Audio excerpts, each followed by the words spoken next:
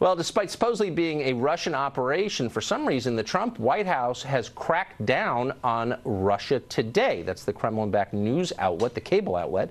And it was informed yesterday by DOJ that it must now register as a foreign agent. A lot of journalists in Washington are applauding this. Why is that? Max Blumenthal has been watching carefully. He's a senior editor at Alternet, and he joins us tonight. Max, it's no defense of the content of RT to wonder why journalists who are rightly concerned about any government attempt to regulate their product are applauding the regulation of this cable channel. Why is that?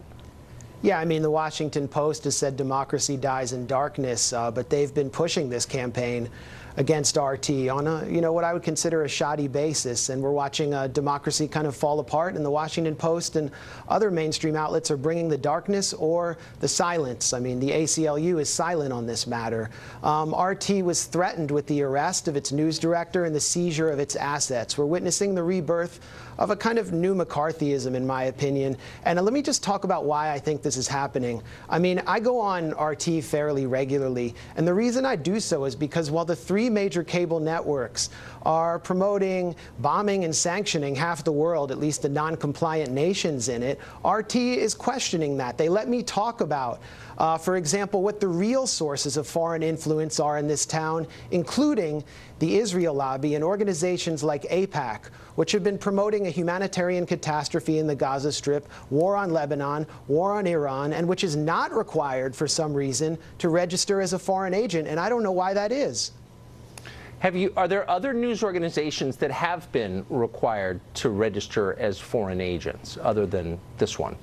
Well, I think there are three, and they did so voluntarily, so this is an unprecedented step. And, another indication of why it happened was the January ODNI report, which accused RT of such horrible sins as hosting a third-party debate, presenting an anti-war view in Syria, where the U.S. and its Gulf allies have been waging a proxy war to promote regime change and promoting radical discontent. So that means giving a platform to voices like myself, or Abby Martin, the former host of Breaking the Set, or Chris Hedges, who hosts an Emmy-nominated show for RT, and who is the former Middle East bureau chief of the New York Times. So this is an unprecedented step. It's an attack on press freedom. And again, we are hearing complete silence from the mainstream media, which is pushing this campaign of hysteria.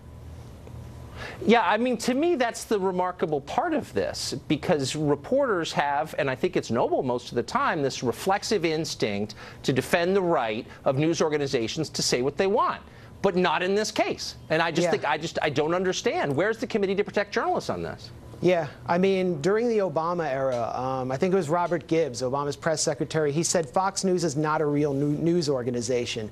Yeah, and Jake Tapper stood up in the White House press gallery and said, no, Fox News is our sister organization, we must defend it. But Jake Tapper has been driving the campaign against RT America, basically inciting against its American employees, and we see this from CNN and MSNBC with no content analysis.